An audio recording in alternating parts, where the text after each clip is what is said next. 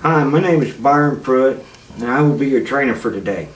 I am a current student in International Sports Science Association, and I'm also one of the founding members of Body Ultra Health Builders. I will be working with people that want to play competitive high school football, mainly dealing with the offensive and defensive line. The program we're doing today is mainly dealing with more upper body and a little bit of lower strength conditioning and power workout. I'll be using the bars up here, and standard just regular bars, no weights on them. But for you, I suggest you and your coach get together and find out what your 1 repetition max is, because I'll be giving percentages according to your 1 RM, which is a 1 repetition max. So get with your coach to help you find out what that number is. Now for warm-ups,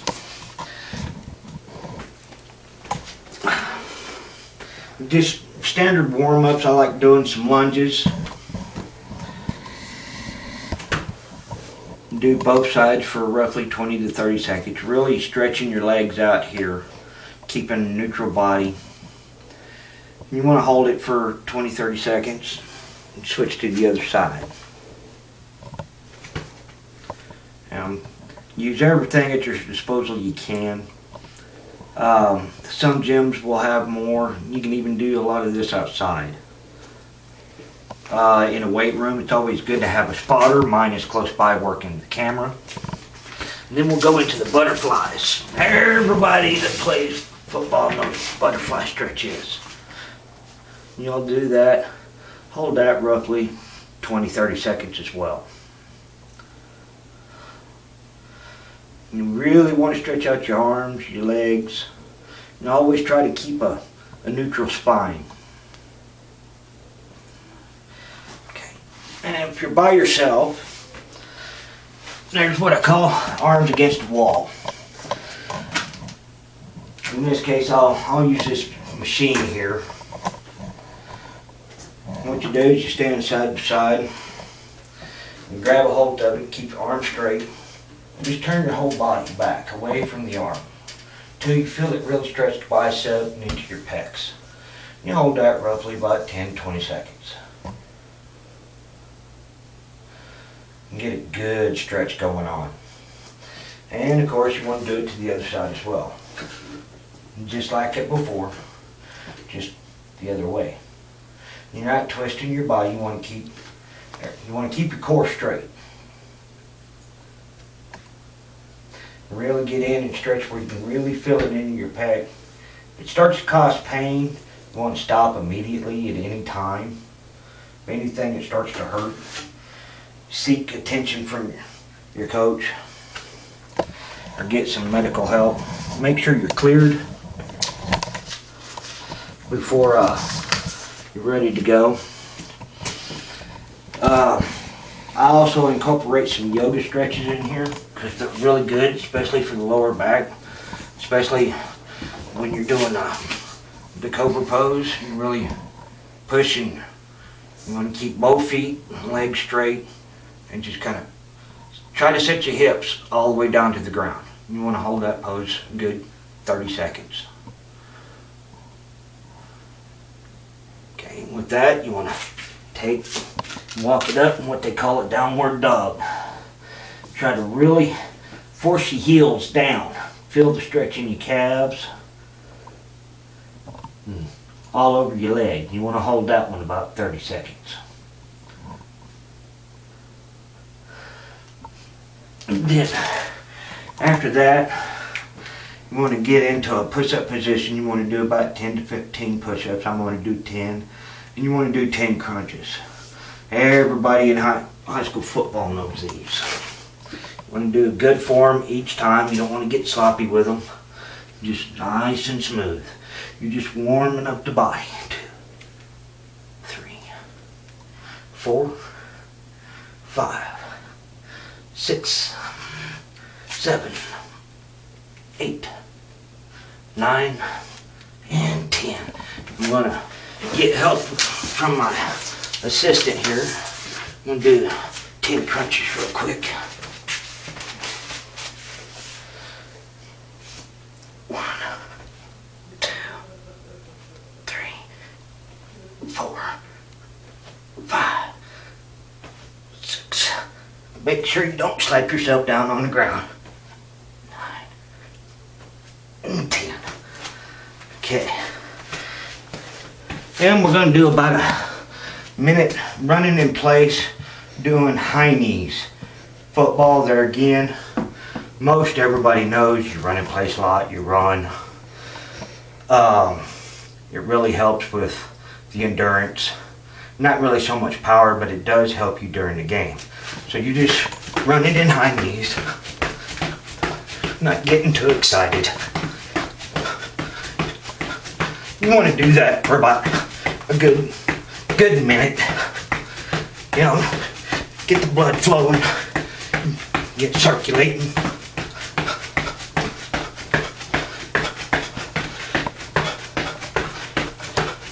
But you want to do that for about a minute, and then I like to finish my warm-ups with jumping jacks.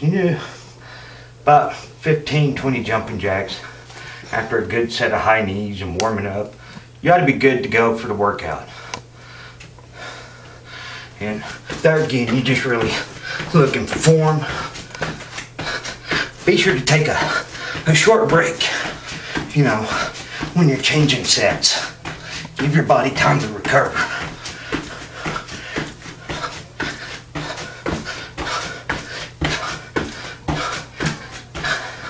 Like I said, I'm going to do 10 of those, and now we'll get ready to start our workout. Now that we're all stretched out, warmed up, we're going to get into our workout. Now, we're using for lack of a better term, the NFL Combine program as a strengthening guide for our tools that we're using.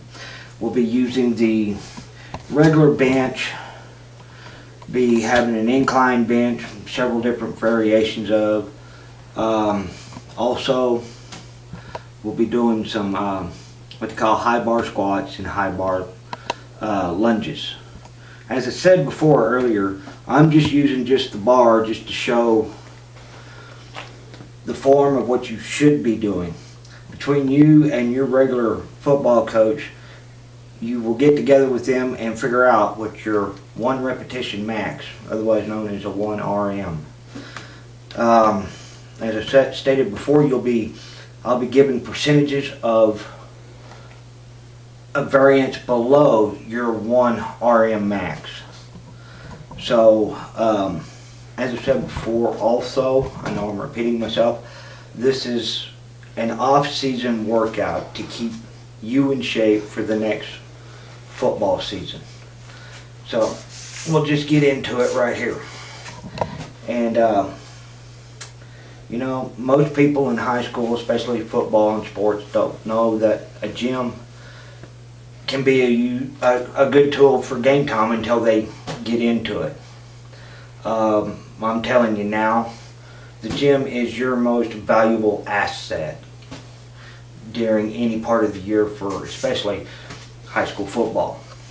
What you do now, between now and the next start season, you can make tremendous gains in power, endurance, and with that we'll get into it.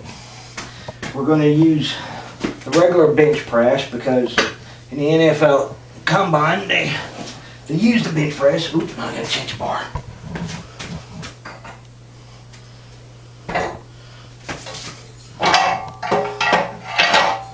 They use the bench press for those going to the NFL.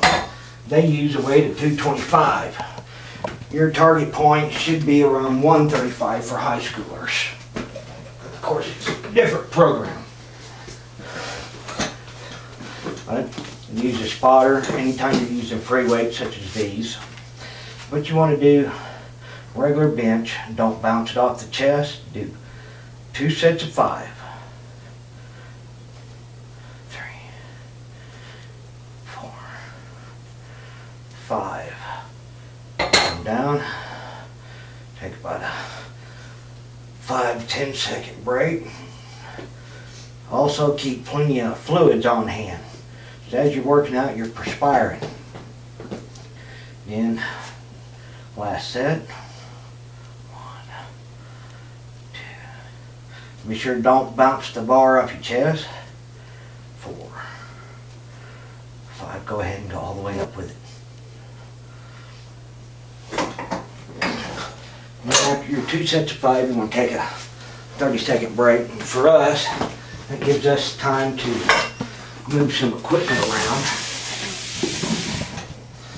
and get ready for what they call a high bar squat. We have what they call cheaters. And as you can tell, these cheaters, I will have to go down here. That way if I get in a bind, just roll forward, that hits the bar. Pull it off my back. And give a good indication. If you ever get in trouble, stops the bar. Well, like I said, on this you want to do about 65% both on your bench and on your high bar squat. You want to do 60 to 65% of your 1 repetition max. Okay, you want to put feet about shoulder width apart, knees not locked together, not bowed out. You want to keep your heel down. Neutral spine, keep your head up. 1, 2, 3, 4, and 5. Put it back in the rest position. Go ahead and crawl out. Also, you don't want the bar to sit on your neck. You want it to sit right here, just off your neck and off your shoulders. Okay? I like using a pad because it makes it easier for me to hold my head up, and it gives me a good idea of where the bar is at. Okay, I'll get into it again. Make sure you push your heels down and keep them firmly planted. 2, 3, 4, and 5. Make sure not to be bending at the waist or anything like that. Take another 30-second break for us again. Now let's get the equipment moved around. Now, with doing this, with doing the regular bench and your high ends, you always want to make sure it's 60 to 65% of your 1 RM. Remember, we're working off season. We're not trying to gain. We're just trying to stay healthy and slowly gain and get the endurance we need. And I do believe this next one should be. Now we're going to get set up for the incline bench press. It's the same thing as regular bench press. If you notice, bench is up, hence incline bench press. It also makes you work a different part of your pecs to push the bar up and keep it at that angle. Just like the bench press, you'll do about 65% of your 1 RM. There's 2, 3, and here again, you don't want to bounce the bar off your chest. 4, 5. Make it back in the safe position. Go ahead and sit up. Do a 5 or 10 second break. Never ever bounce a bar off your chest or off any part of your body for fear. Because even this little bar, it weighs a good amount. And we'll go back one more time. Always make sure you got a good grip. 1, 2, 3, 4, 5. Go ahead and rest it. Thank you. See, that's a good reason right there for having a spotter. You never know when you're going to miss. Now, for our next ones, friends of mine and I have come up with a exercise, especially for the linemen, because when you think of a lineman, they're down 3-point stance, 4-point stance, especially in the defense. What's the one thing they do? They grab. You need arm strength. You need lots of arm strength. Well, just a regular old little incline bench. Even one of the benches in the dressing rooms even work. But if you have one that inclines like this or like the other, you want to get you about good either a 5 or 10 pound weights or dumbbells, whichever you prefer. And want your head over the top. You want to be facing down. Keep a neutral spine. And this first one, just kind of like doing bent over rows. Instead of doing this, you're taking the weights, palms towards the center, and you hold them out, straight out like a T. And you want to do 2 sets of 5. 2, 3. Don't want to swing them too hard. 4. You're not trying to raise them above your back. And 5. Bring it back down to neutral. Give yourself a little break. You want to do 2 sets of each of these. And you know, they really work on the arms and the back and the traps and the deltoids. And they really get you going in places that you hadn't really used before in a long time. And even for me, they really work here a lot, and really down the side. And it's all depending on where you're holding. In this next one, you want to go like in the letter I. You want to make sure you got a neutral back. You don't want to pull up, which I've been known the case to do, because this is actually quite hard even for me. But it's a good workout. You just want to 1, palms down, 2, 3, 4, and 5. Right there. Come back down to neutral. Get you a 5-10 second break. And you really watch, it's really a different pull from this way to up overhead. It really pulls down a little deeper, and you can feel it just underneath the shoulder blades, some even down the back. And it's really a good workout. Really put some definition. And you just got to make sure you're just doing it. You're not trying to swing or hurt anybody. 2, 3, 4. Make sure to breathe. 5. Back down to neutral. Now this next one, I have one. This one's set up a little bit different than that, and I keep having to pull my weight. This one, you're going to take your arms and you're going to go back. You can keep your palms up toward your feet. Basically, when you get back here, you want to form that V position. Look like a letter V, like an arrow.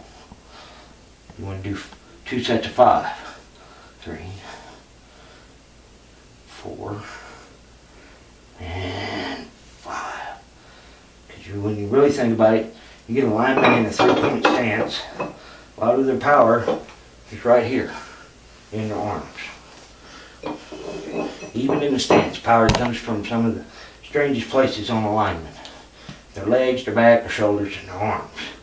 1, 2, 3, 4, and 5. Come down, relax, release your weight.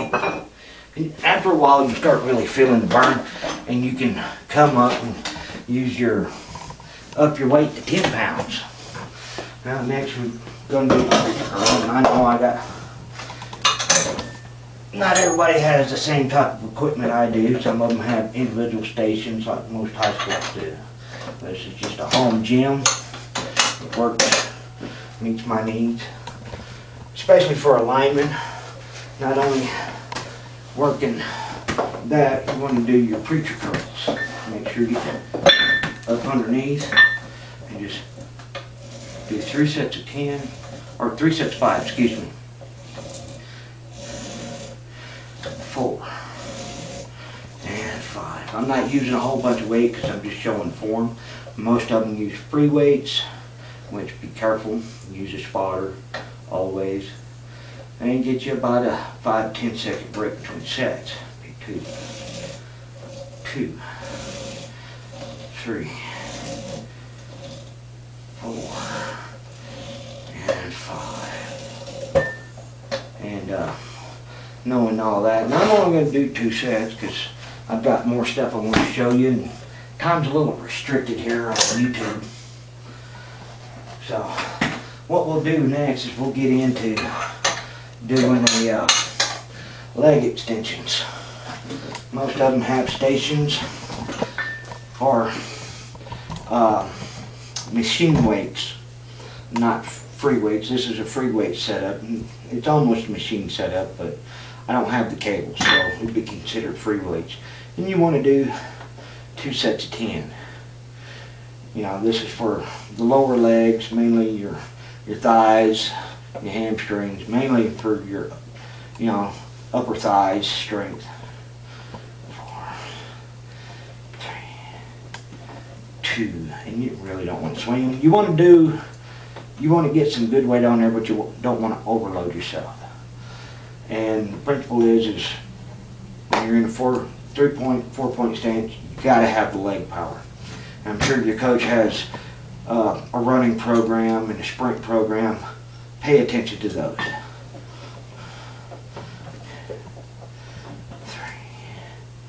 4. The thing is about with your coach and with our help, you can get the power you need, the endurance you need to play any position you want.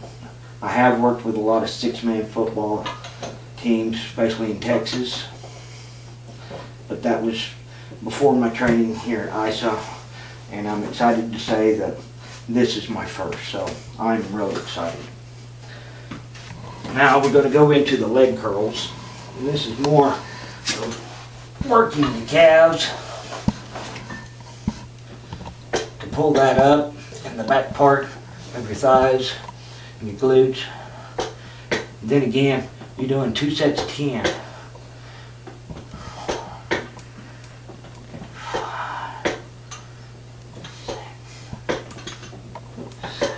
Be sure don't drop the weight. And 10. During your breaks, always make sure you got plenty of water or workout drink handy. Just always stay hydrated. You're going to sweat. It's just the way it is. I've never known a workout not to sweat, and if you're not sweating, you have a problem. 3, 4, 5, 6, 4, 3, 2, 1, and there it is. Now, for our last exercise, what me and my professional call 10-gauge workout, and it's always good to have. It's my first time working with kettlebells. I've heard lots of good things about kettlebells. The standard kettlebell, it's just real simple. I'm using a 10, that's the smallest I got. Other people like to go more. You can start with a 5 or a 10. So just start low. You want shoulder width apart. And you hold kettlebell both hands. Good firm grip. And you want to be able to twist it. You want to keep a neutral spine. You come up, arms only, and as it comes down and gets here, you want to start hinging here, like you're throwing it up under. Okay? You want to do 1, 2, 3, 4, 5, 6, 7, 8, 9, 10. Always when you're coming down, kind of give it a good squat because you're coming down and in. You want to do 2 sets of those. After you get your 2 sets of your kettlebells, for me, I'm personally ready to cool off. You can use a treadmill. You can go walk. I like using these little bikes. These little bikes, put it on setting 1. You're not going for any sound barrier or braking. You're just looking to cool off. You go roughly about a minute, nice and slow. Really bring your breathing down, your heart rate down, and you're not really finishing, but you're letting your body know it's time to slowly bring it back down. Bringing your heart rate down, your breathing down, and everything's good. After about a minute or so of this, and you're done, and I say that's a good workout for strength and conditioning, for a lineman, for a high school football team. If you have any comments or questions, please feel free to contact me. I have information available. Thank you very much for joining my program.